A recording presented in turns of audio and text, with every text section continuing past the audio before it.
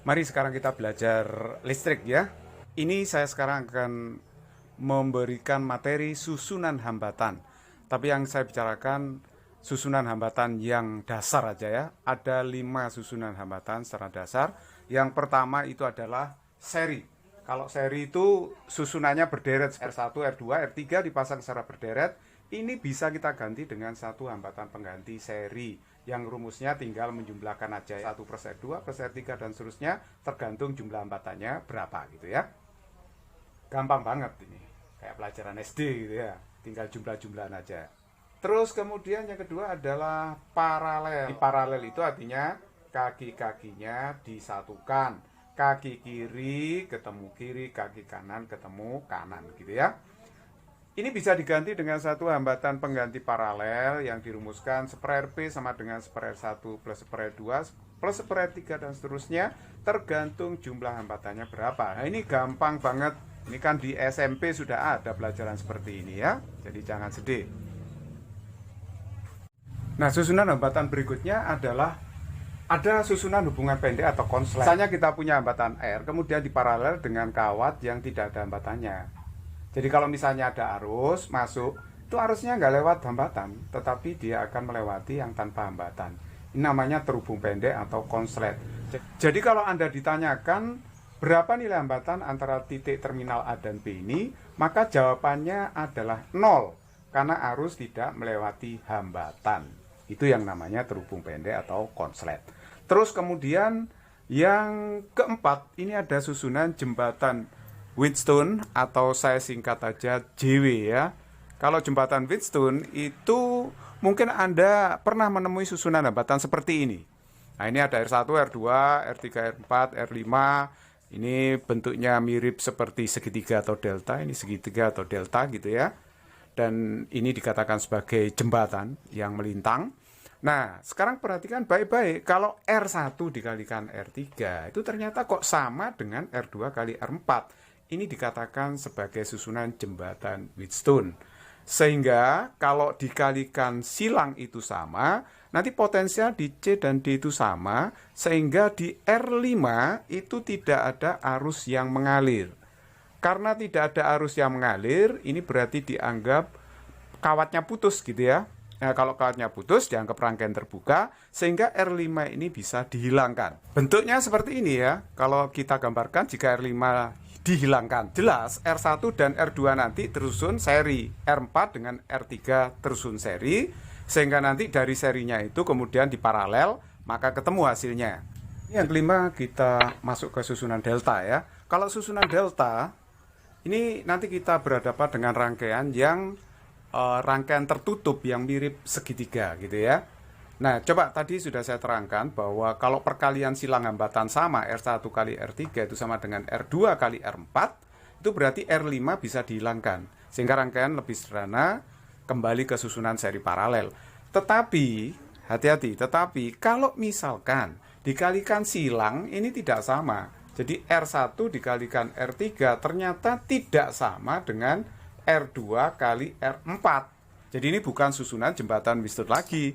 Artinya R5 ini kan nggak boleh dihilangkan. Nah, nanti menyelesaikannya maka kita ubah susunan delta itu menjadi bentuk Y.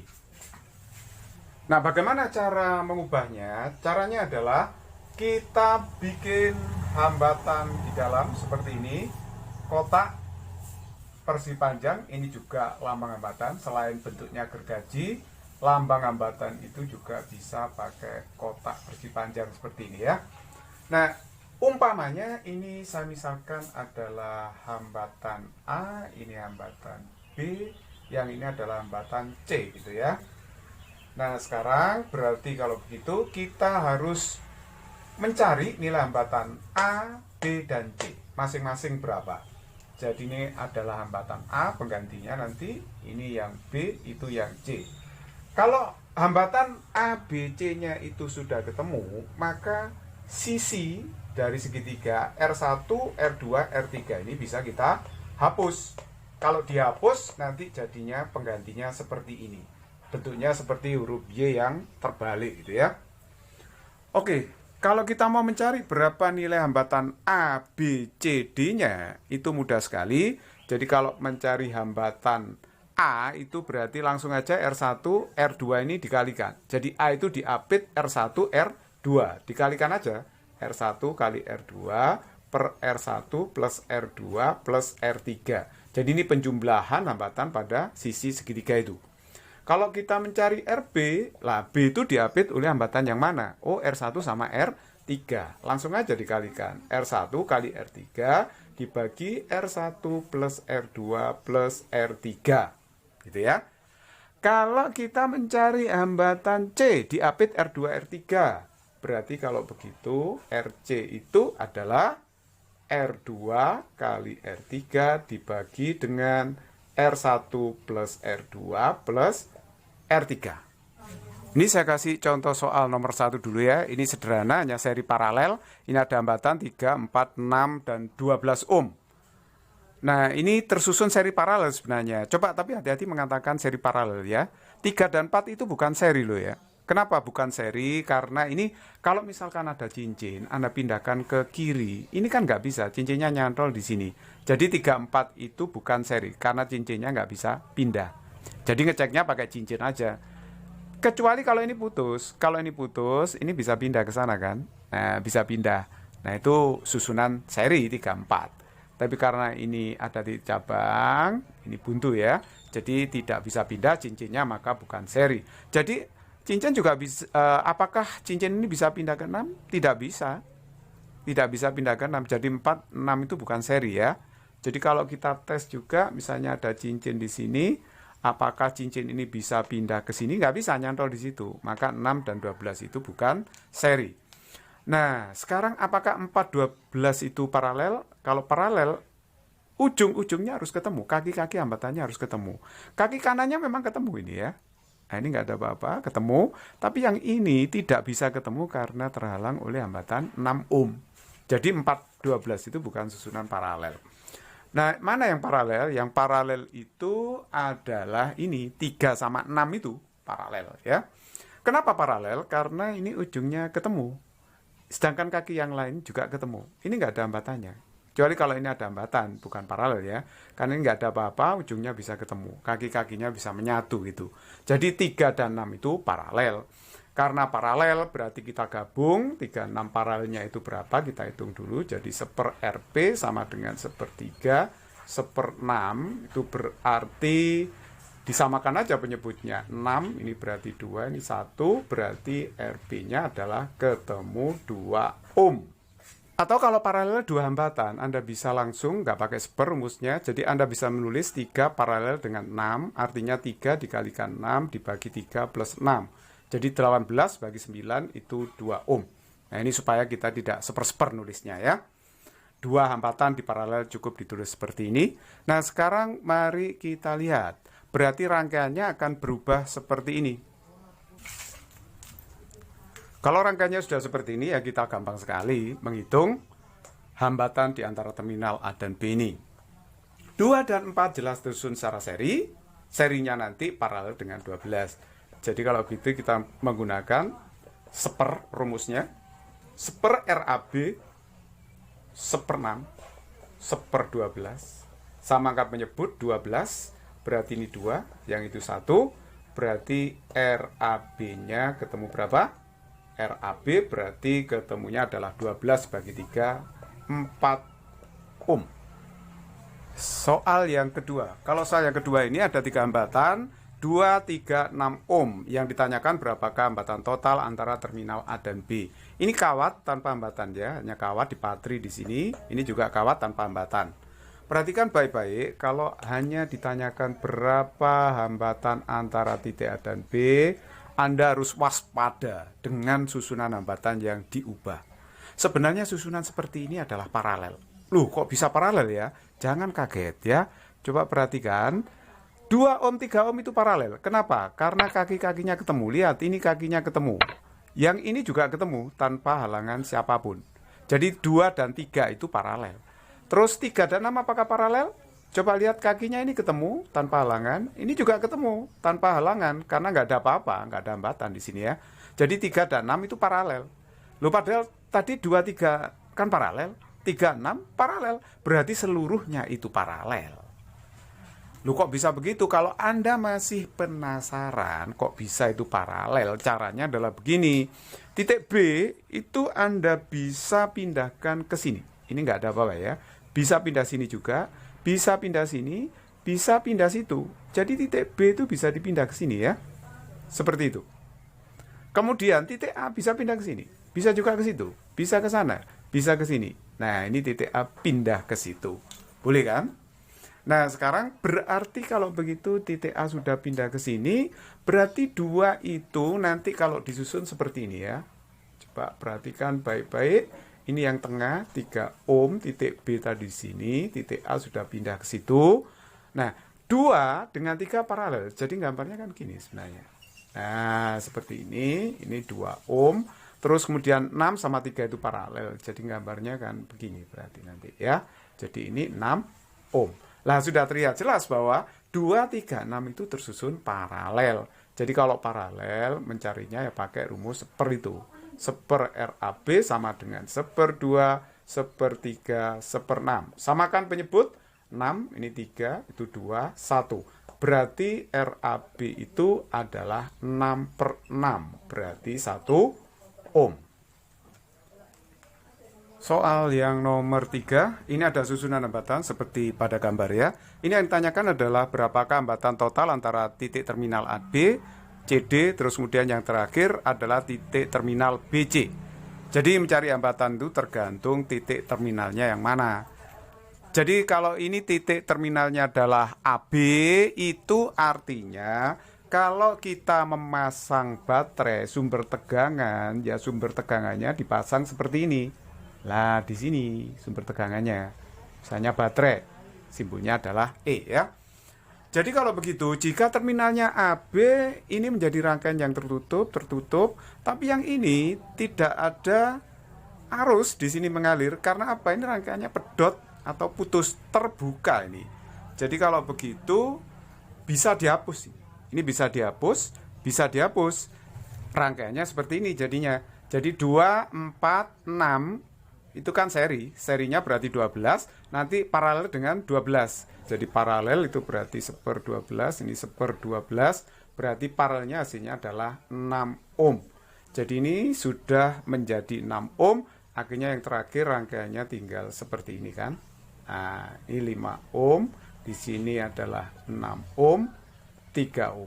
Jadi ini titik A, di sini titik B. Akhirnya seluruhnya tersusun secara seri. Jadi RAB itu tinggal menjumlahkan 5 ditambah 6 ditambah 3, berarti hasilnya adalah 14 ohm. Pertanyaan yang B ini kan terminalnya di CD. Jadi kalau di titik C dan D, maka nanti 5 ohm, 3 ohm ini tidak berguna karena ini terbuka, arusnya tidak ada. Jadi bisa dihilangkan 5 sama 3 ini. Jadi rangkaiannya akhirnya disederhanakan seperti ini. Ya, jadi yang ikut hanya 2, 12, 6, 7, 4, 8 ohm. Ini ya. Jadi kalau terminalnya CD berarti baterainya dipasang di sini. Oke, sekarang kita lihat di sini 2, 12 sama 6 ini tersusun secara seri. Jadi 14 ditambah dengan 6 itu 20. 20 nanti paralel dengan 4. Jadi paralelnya berapa? Bisa kita hitung. Seper 20 plus seper 4. Jadi samakan penyebut 21 plus 5. Berarti RP-nya ketemu 20/6. Atau 10/3. Atau ditulis 3/3 ohm. Nah, ini RP-nya ya. Setelah itu berarti ini sudah menjadi RP 3/3 ohm. Nanti seri dengan 7 dan 8. Sehingga nanti R total antara terminal C dan D itu adalah 7 seri dengan ini, seri dengan 8. Jadi 7 ditambah 3/3 ditambah 8. Jadi ini 15 tambah 3 adalah 18/3 ohm. Nah, untuk soal yang C, ini terminalnya yang dipakai adalah terminal B sama C ya. B sama C menjadi terminalnya, berarti baterainya itu dipasang di B dan C. Kalau saya pasang seperti ini, Sehingga nanti 5 ohm, 8 ohm ini menjadi hambatan yang terbuka. Jadi nggak ada arus di sini. Kalau nggak ada arus, berarti rangkaiannya bisa disederhanakan seperti ini. Jadi 5 ohmnya habis, 8 ohmnya juga sudah dihapus di sini ya. Nah sekarang berarti kalau begitu lihat 12 sama 2 ini adalah seri. Terus kemudian 4 sama 6 seri. 10 dengan 14 itu berarti paralel. Jadi kita lihat paralelnya berapa, kita hitung ya. 1/14 ditambah dengan 1/10 itu berarti samakan aja penyebutnya. Penyebutnya berapa? Samakan misalnya 70 gitu, boleh. Berarti kalau begitu ini 5 yang atas, terus kemudian 7 ya. Jadi kalau begitu dapatnya RP-nya adalah 70/12 atau boleh disederhanakan 35/6. Dibuat campuran 55/6. Nah ini satuannya adalah ohm. Nah nanti RP-nya ini akan seri dengan 3 dan 7. Sehingga nanti RBC-nya itu adalah 3 ditambah RP-nya ditambah lagi seri dengan 7. Akhirnya kita dapatkan 3 ditambah 55/6 ditambah 7. Nah ini dapatnya adalah 8 tambah 7, 15. 15, 5/6. Satuannya adalah ohm. Soal nomor 4, gambarnya seperti ini. Yang ditanyakan adalah berapa hambatan total di antara terminal titik A dan B. Susunan kiri ini kan jembatan Wheatstone. Anda perhatikan, 6 kali 12 sama dengan 6 kali 12. Sehingga 5 ohm ini bisa ditiadakan. Jadi kalau begitu rangkaiannya menjadi seperti ini.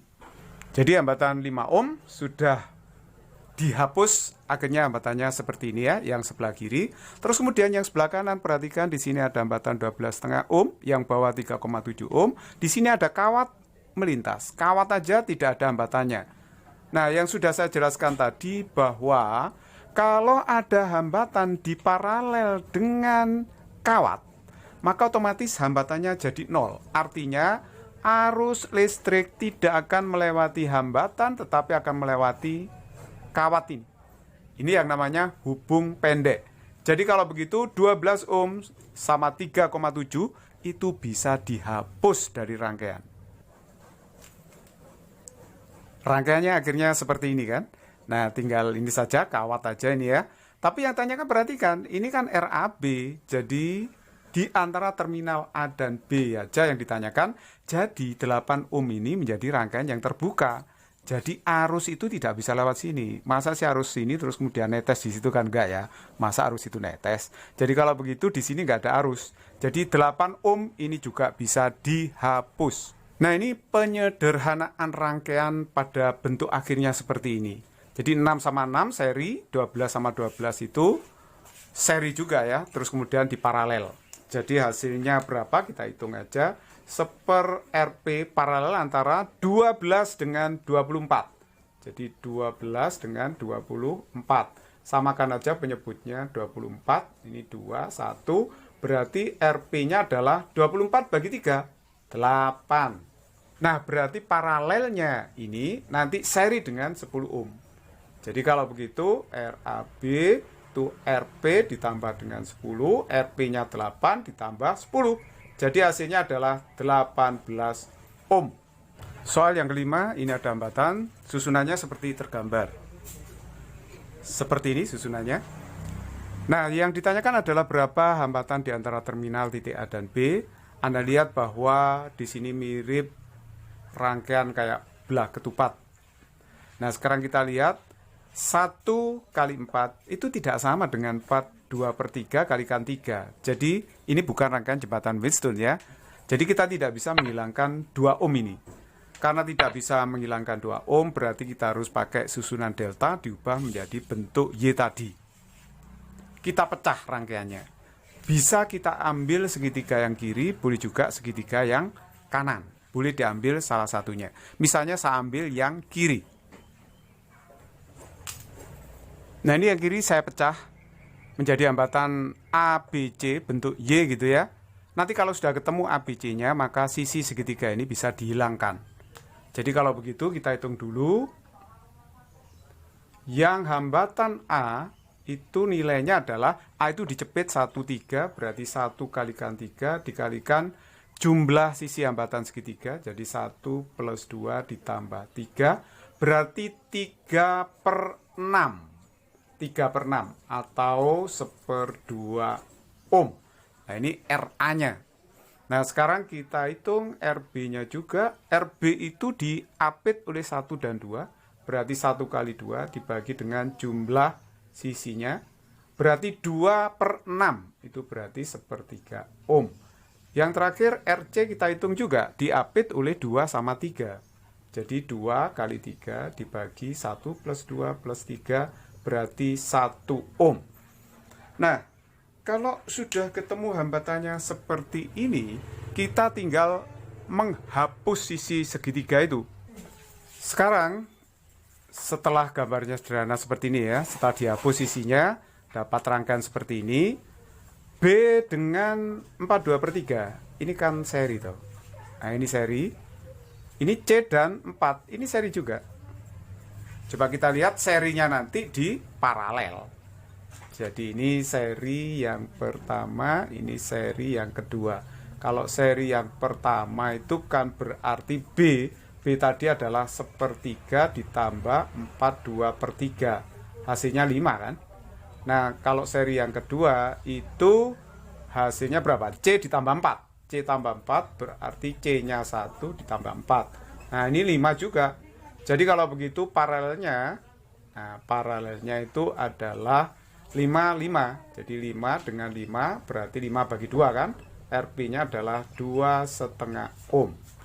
Jadi kalau begitu RAB-nya secara total berarti 7. Seri dengan A, seri dengan paralelnya RS1, RS2. Kalau kita hitung 7 ditambah A-nya adalah setengah, ditambah lagi 2,5. Hasil akhirnya berarti 10 ohm. Soal yang nomor 6, ini ada hambatan dipasang di rusuk kubus ya. Ini hanya kawat nggak ada hambatannya. Yang lain ada hambatannya R, tapi R-nya sama semua 12. Ini yang ditanyakan adalah berapa hambatan antara terminal titik A dan B. Jadi terminalnya A dan B berarti baterainya kalau dipasang adalah di terminal titik A dan B ini. Nah, ini kalau saya pasang seperti ini ya, baterainya di sini di terminal titik A dan B. Nah, sekarang coba perhatikan baik-baik. Ini hanya rangkaian susunan seri paralel biasa. Kita lihat ya, R sama R ini tersusun secara paralel ya. Jadi kalau secara paralel, R-nya bisa bergabung dengan itu. R-nya tadi 12 ya. Jadi 12 paralel dengan 12. Kenapa? Karena ujung-ujungnya bertemu. Ini berarti paralel. Nah, rangkaiannya jadinya seperti ini ya. Karena tadi 12 ohm yang atas dengan 12 ohm yang bawah sudah menyatu.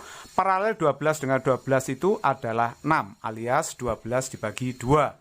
Sekarang kita lihat lagi. Untuk R yang ini dengan 6 itu kan paralel juga ya. Paralel ini, R-nya 12 paralel dengan 6. Jadi 1/RP 12 paralel dengan 6 disamakan penyebutnya 1, 2. Berarti RP-nya ketemu 12 bagi 3. Itu berarti 4 ohm.